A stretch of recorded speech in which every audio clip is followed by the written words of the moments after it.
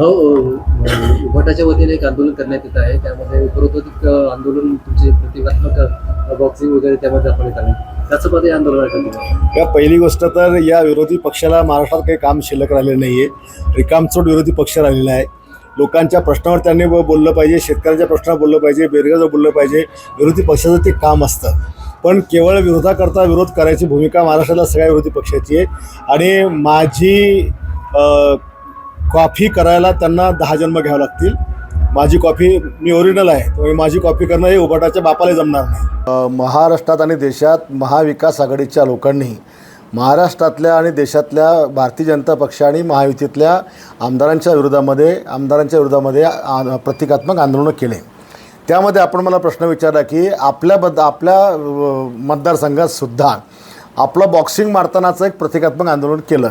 त्यावर मी तुम्हाला हे उत्तर दिलं की माझे प्रतिकात्मक आंदोलन करण्याची उभाटाच्या कार्यकर्त्यांच्या बापाची अवकात नाही.